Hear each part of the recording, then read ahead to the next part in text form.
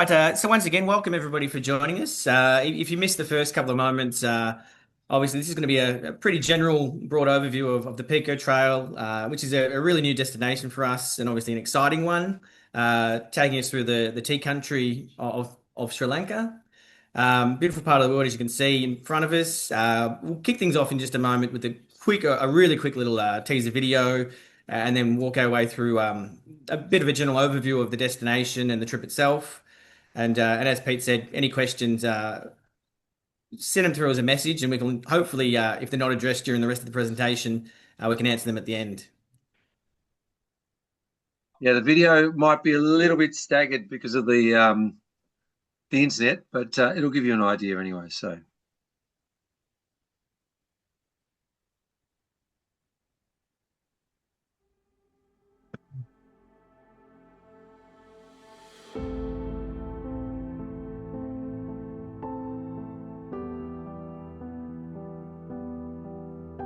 Yeah, as you can see there, a really brief little teaser of what really is Maxim's backyard. So he's very fortunate to be over in that part of the world.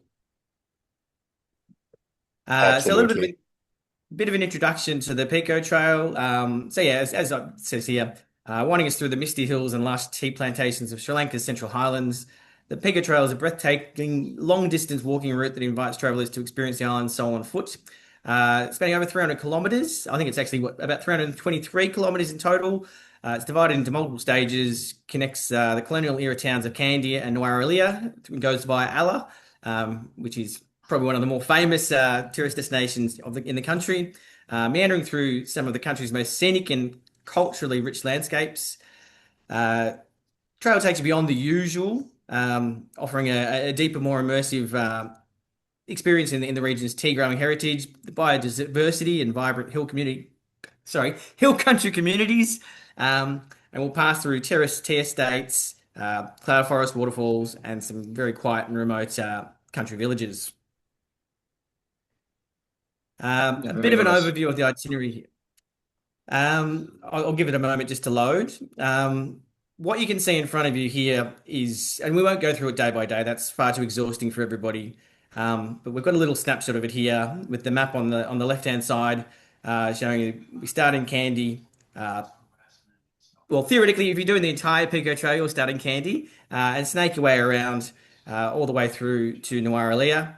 The itinerary on the right-hand side, you can see that it's slightly color-coded, and we've broken it down into the red, blue, and the yellow because whilst there is the complete 26-day Pekoe Trail experience, we also appreciate that that in of itself is a very big time commitment for a lot of people, and not everybody has the freedom or the opportunity to take so much time off work or just away from home. So there is the option to break it down into smaller sections, which we've obviously got the 26-day trip. We've also created some smaller 10-day versions where you can take in one of three, uh, obviously covering the same distance, just in several stages. Um, Sorry, that may not make a complete amount of sense, but we've broken down the greater trip into three smaller versions of the trip. The only I think major difference between that and the grand 26-day trip is at the very end of the 26-day option, there is a couple of days to relax at.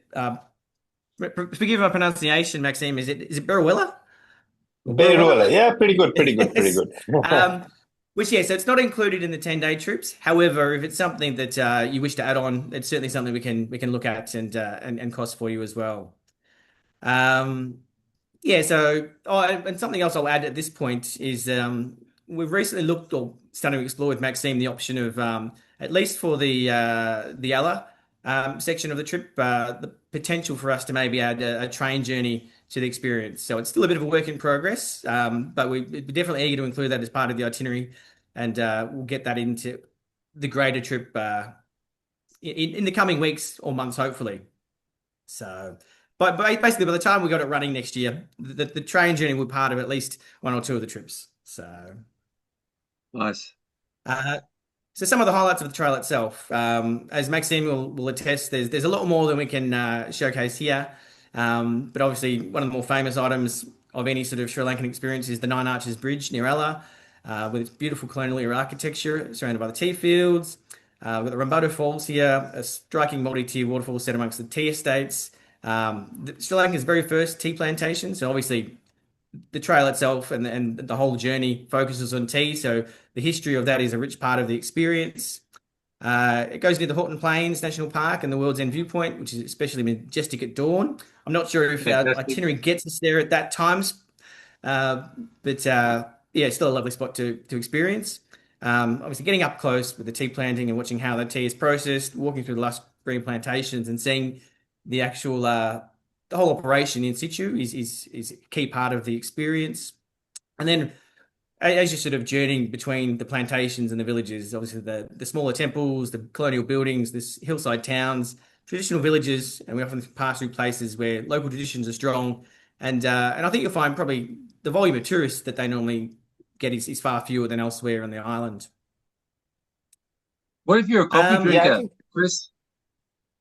from what I understand, Maxime, coffee is still present, but it's certainly not as well regarded as it here is in Melbourne. absolutely. So, I mean, the funny story is before all these were tea plantations, they used to be coffee plantations, but they got wiped All out by right. disease. But you still find a bit of specialty coffee growers along the trail. So, just it's yeah, I mean, tea, agriculture, and it's really special because some of these villages that you cross through and traverse through in the trail actually have very, very poor access. So you're really going to the heartland of Sri Lanka's tea country, and yeah, it's a beautiful trail, except for maybe a few days where you go past the big towns. You're really going into the real Sri Lankan tea plantations where only I would say walkers of the trail, which a lot of people sometimes will just do the popular section. So, but when you do the entire trail, you really get to see this diversity and, so many waterfalls, peaks, and yeah, just lovely different views, panoramas at every section.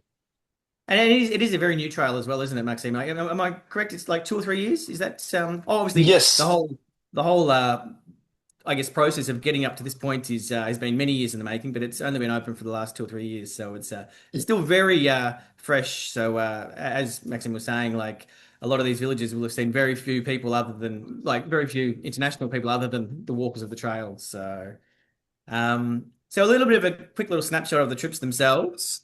At the moment, the full shebang, the 26-day Pekoe trip, is an $8,000 experience. With the smaller 10-day versions being priced at the moment about $3,000. We require a minimum of two trekkers to get it off the ground, but it's only a small group experience, so a maximum of eight trekkers. Uh, all of the meals are included whilst hiking, Why is that, Chris? as well as Why so small the numbers? Is it because of the places we stay at are very small in some of the places? yeah, it's a combination of factors. Like some of um, the hotels and sort of homestays, they can only cater for a very small number of people.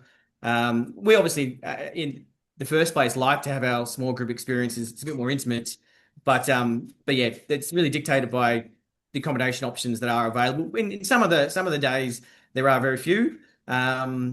I think I'm trying to think. Is it near the Horton Plains, Maxine? There's one day at the very least where it's almost like a safari camping experience. Yes, yes, yes, Yeah, absolutely. so So there's a few days like that, and I mean the homestays are all really lovely, but I think some of them have a little bit of capacity issues. yeah, I think that's definitely something. If we make it to eight trekkers, I'm sure we can always try and expand to maybe two, three more if that's a necessity. But yeah, and we also, I mean, try to make sure that most of the accommodation is as close as it can be to the trailhead and trail yeah, of ends course. of each day.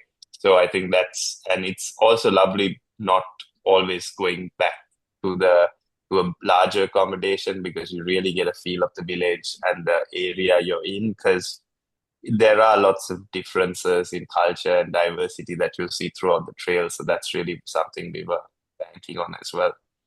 Yeah, and I think there's also a great diversity in the accommodation options. Like in some Mm. instances, they could be like an old tea plantation estate house, and other times it's just like a small little homestay experience. So, and obviously as you're closer to the larger towns, they're very different again.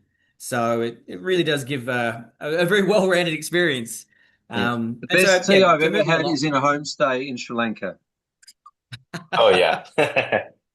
They, That's saying wow, something from it a Absolutely. coffee was, drinker. no, it was, yeah, I'm a coffee drinker. And if I have tea, it's normally just black with a little bit of sugar. They didn't even have to put the sugar in. It was just incredible. They just know how to make Mm. great tea. It was We'll incredible. educate you to know no sugar one day. We'll educate you. But so moving along. So yes, it also includes the transfers from Colombo to the High Country, and as well as two from the trailheads. Luggage is transferred for us via vehicle each day, which means you only have to hike with a day pack, which makes it it's a far Fantastic. less cumbersome experience. And the daily sections range from 10 kilometers to a maximum of 30 kilometers. But I think there's only one particularly long day that Mm. really sort of gets close to that 30-kilometer mark, with most of them being around 15 to 20. As we said a little earlier, a variety of accommodation styles and led by a local English speaking guide. Yeah, awesome. Difficult to level and prep. So whilst the walking is generally pretty easy going with undulating terrain, it takes you through the rolling valleys that house the various tea plantations. As we already said, some of the days are really long.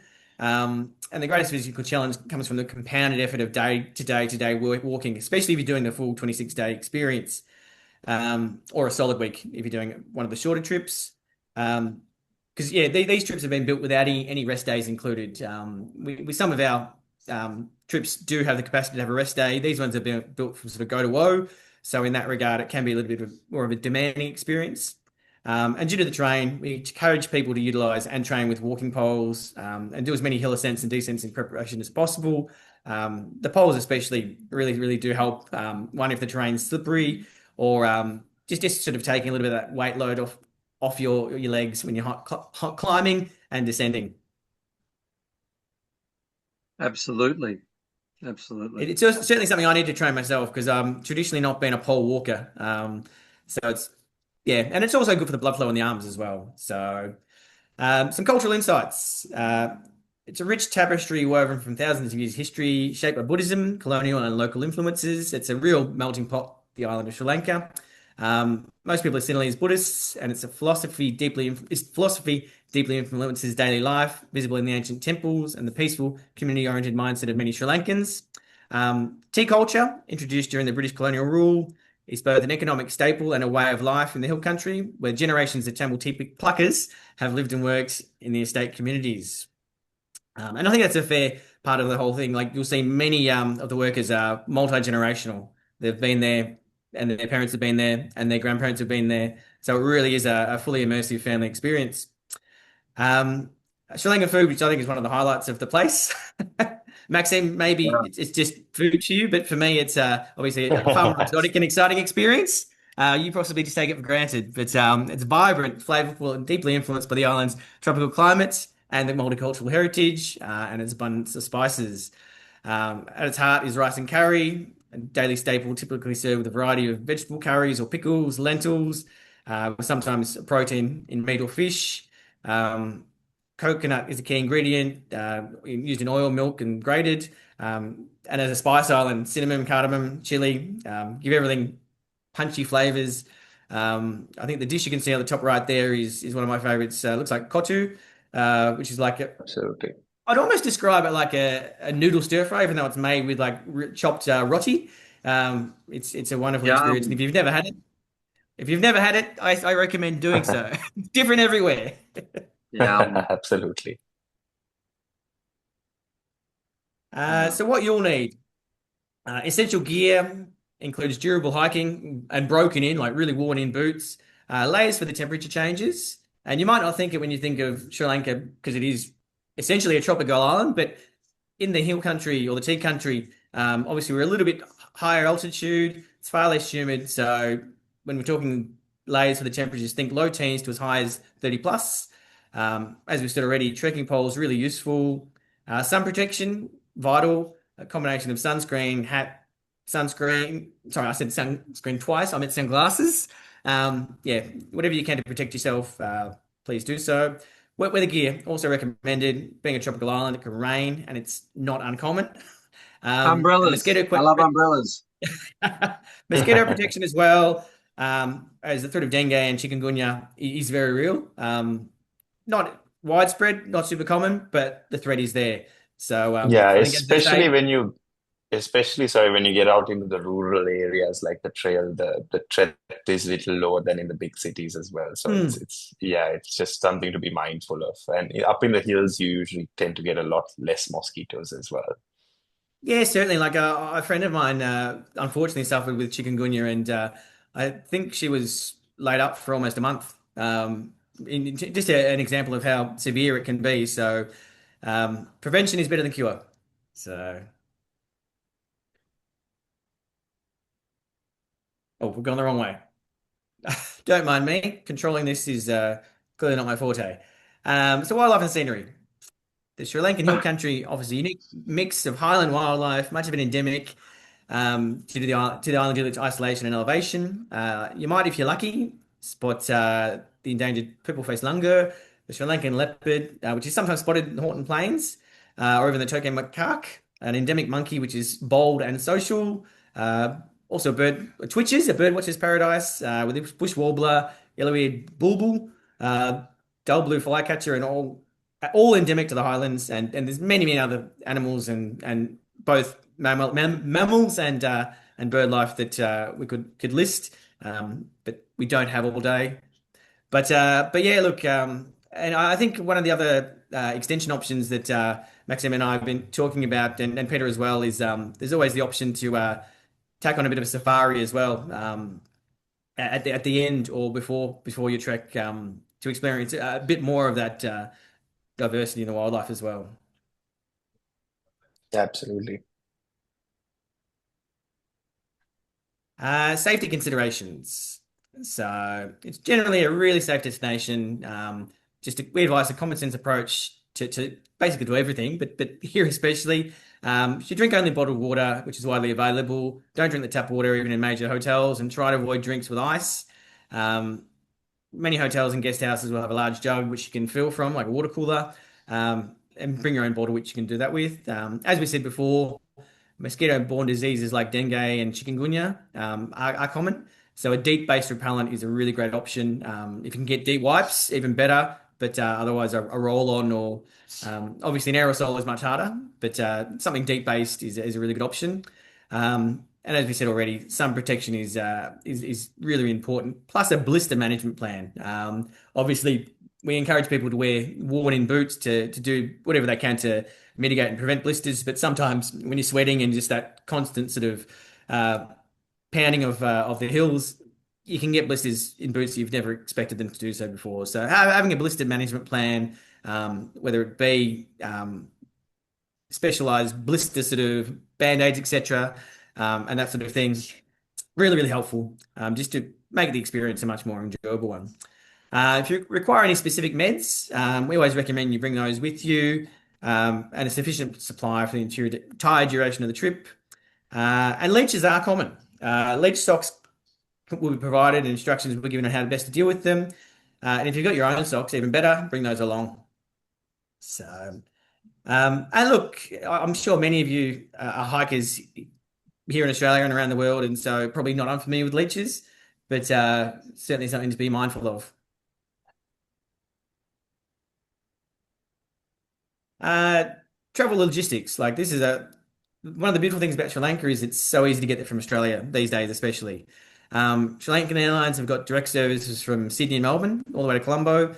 I think it normally gets in there at around 9 or 10 p.m. off the top of my head. I can't remember exactly the times. Yes. But yeah, so it's a direct service for people on the East Coast, and a lot of the other Southeast Asian carriers, Thai Airways, Malaysian, etc. If you're looking at sort of you can do it that way and have a transit by one of the Southeast Asian hubs, or even have a layover there as well. So it's a really well connected destination. I'm not too sure. You may know off the top of your head, Maxime. I probably should have done more reading into that. If Sri Lanka can do any code shares within the domestic carriers, if you need to connect to Sydney or Melbourne, but Yeah, absolutely. So they're part of One World, so you can use Qantas points as well. You can, I mean, book through Qantas. So I think perfect. that's the Yeah, big one. Yeah, I think that's the main one. We have, yeah. And look, with and Qantas, you can have a connection. you can Sorry, even go. fly, to my knowledge, Qantas to Singapore, and then from there, Singapore take Sri Lankan Airlines. So there's plenty of options actually. Yeah, And yeah, yeah. So that side of the equation is certainly a good one. And anywhere you've got a direct flight from Australia is a bit of a blessing because they're few and far Yeah. between places like that. So yeah, Yeah. the train itself. So gently rolling hills, neat rows of tea bushes, paths through the estates, common feature almost every stage. The trails often weave along or through the tea estates themselves. They could be a walking path, or in some cases, it could be like a gravel or rocky road. You'll find sections of dense forests, sometimes at high elevation rainforest, shaded trails, in some places even eucalyptus. So it's a little bit like being back here in Australia. Um, the going's not always technical, but some stages are difficult with steep climbs, losses in elevation, uneven surfaces, really slippery in the wet, steeper ascents and descents, ridge lines with wide views, plateaus, sometimes zigzag like switchback paths. And between the higher ridges, the trail dips into valleys, passing through small villages, farms, and rural settings and landscapes. So, as you can see, poles are certainly welcome. Uh, Tried to answer a few of the frequently asked questions already, potentially nipping some of the ones you may have in the bud before you get to ask them. So yeah, there are limited charging points for devices at a lot of points along the trek for phones, cameras, and other devices. Please try and bring spare batteries and make sure you have a travel adapter as well, just to make sure you don't run out of juice at an inopportune time. You don't want to miss out on the photos or something special, etc. Um, as I said earlier, the post-trek beachside relax at Birwilla is only included in the cost of the full Pekoe Trail, and it can be added to shorter trips. Um, and as we've also touched on, it is possible to add other activities such as safaris and etc. I've really noticed that I've misspelt reserves there, so it's good that I'm proofreading it on the fly here. um, Talk to us about any specific allergies or dietary requirements you've got, and we can see what is and is not possible to cater for. And what else? Oh, the best time of year to visit tends to be the January to March with dry weather, cooler temperatures and clear skies, and lush green landscapes after the northeast monsoons. Some of the general info, which applies to not just this particular experience, but also any no roads. What happens after booking?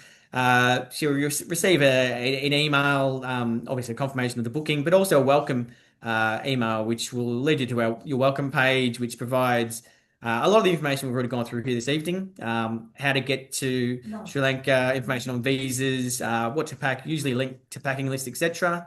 And again, hopefully, a lot of information to prepare you for the trip to come, things about training, etc. All of that. It's a bit of a one-stop shop. Why aren't meals included for every day? We like to sort of obviously include as much as possible, but also give people the freedom to be able to experience Sri Lanka in their own way. So if we're sort of taking people to restaurants or hotels for every sort of meal, it limits the experience that you can have and the options that might be available to you. As we said earlier, really encourage people to get out there and experience the beautiful Sri Lankan food. Is a deposit required to secure my spots? Yeah, same as all of the no-roads trips. 20% deposit at the time of booking, and then the balance is due 90 days prior to departure, which covers what are the payment terms as well. Um, can we assist in booking additional nights? We certainly can. Let us know if you've got anywhere specific you wish to stay, and we can look into that. Alternatively, we can find somebody somewhere for you. Maxine's got a great team over there, so that's not a problem whatsoever. How fit do I really need to be? I think it's a bit of a disservice to yourself and to anybody that you're traveling with to not be as fit as possible. Um, Obviously, we've outlined that there's a lot. It's a gentler walk compared to some that we have, but there's still a lot of ups and downs, and that compounding day after day of walking can take its toll on some people, especially without a rest. So we would really encourage people to be as fit as possible, and as we said, break in your boots, practice with your poles, and practice with the day pack as well. Um, to give yourself the best experience as well. There's no point hitting the trail and being miserable because your legs are tired and sore after the first day. Yeah, just really prepare yourself to have the best experience. And can you arrange a private trip? Yeah, we certainly can. We've got dates listed in the system. But if you've got a group that you want to bring to the party, get in touch with us and we can reach out and find out where the availability is and if you've got specific dates, see what we can do to make that happen. That's not a problem at all. So I think that kind Yeah, because of the numbers wraps it are, up. Chris, just on the private trips, because we require quite small numbers. It's quite easy for a group of friends, 3 or 4 or 5 friends, to get together and Exactly. for us to organise a date for them, anytime you want to go. So, yeah, reach out. It's a fantastic way to do it. Awesome Yeah, trek. and it gives people a lot of freedom as well. So as you said, having such small minimum numbers really makes it an opportunity for a lot of people. So If anyone's got any yeah, questions, if you want to type it into the chat, if you haven't, that's fine. But I find it's the best way rather than unmuting everybody. And there's no and questions at the whilst moment, Chris. Pete is checking to see if anything's coming through, is there anything that you'd like to add, Maxim, as well? That, as I said, I've sort of kept it relatively brief. Obviously, people, if they are interested in the destination as a whole, they can check on the website the various trip options that we've got. But is there anything else that you Yeah, think? yeah, absolutely. I think, I mean, it's honestly, it's been even for us, I mean, there's a few parts of the trail even before it was done. We really knew a few of these trails, but having everything put together like that is really special. And I mean, yeah, having done a big part of it, not a few, I still have a few stages, but the rest of my team have done. Yeah, it's a really special trail, and it's very different from the normal hiking that you can do in Sri Lanka, which is, I would say, some of them are pilgrim based, and it's a lot of people, but here it's just very unique connections that you have. With people while hiking and and seeing the real life of Sri Lanka and country also, like I think Chris touched on, if people want to add on beach, if people want to add on a bit of culture at the start or something like that, that's also a good way of where you can, all these things can be included as we're a relatively small island, so we can just 2 3 days here and there, you can very much add whatever type of experiences you want, whether it's seeing like the classic UNESCO sites, doing safaris, staying with indigenous people, or even just relaxing at a beautiful beach. Yeah, and look, whilst I love the fact that these trails take people away from I guess the larger tourist hubs.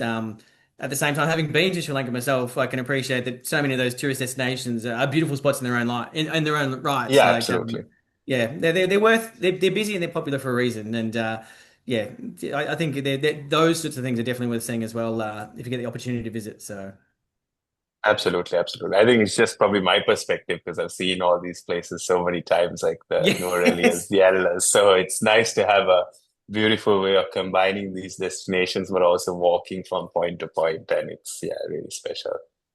Yeah, certainly. And as a destination, for a long time, I don't think it's been associated as a walking or a hiking destination. So it's really nice to have that different element to the, or a different option for people that are visiting the island. So, did we end up with any questions in the end there, Pete? Chris, you were so comprehensive, and Maxime, you were so comprehensive that no one's got any questions.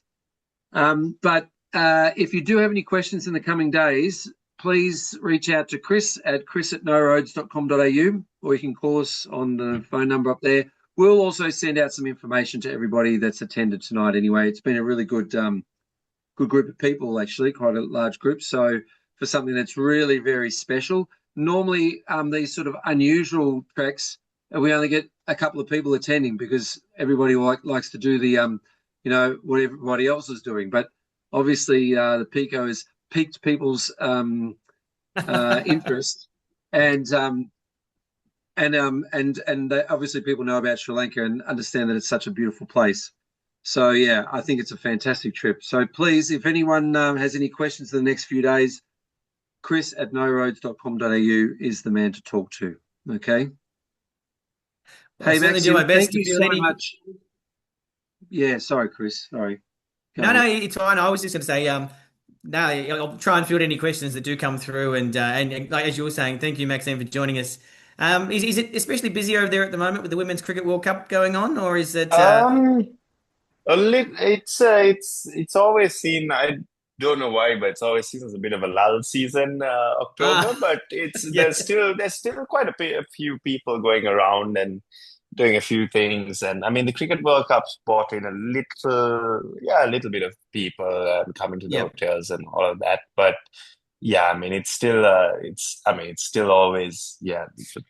still always quite nice. And yeah, I was just like down on the coast last couple of days and a few surfing towns and stuff. And it's nice, it's the Very nice. beaches are looking beautiful, and it's Hmm. Nice, nice. Lovely. Well, Hey, Maxim, yeah, thank you for again, attending, thank you and so Chris, much. thank you. We've recorded this too, so we might be able to send the link out to everybody as well, and you might be able to send it on to friends that may have missed tonight to get a bit of so information. my So spelling mistake lives on for eternity. yes, it's there forever. It'll be on YouTube, never to be taken off. So thank you everybody for attending. I hope you all got something out of it, and I certainly did. And thanks again, Maxim and Chris, for putting this together. Thanks, Julie. Thanks for thanking Thank me. you much. Thank you very much, everyone. Thanks, Maxim. Thank you. Bye bye. Thank you. Take care.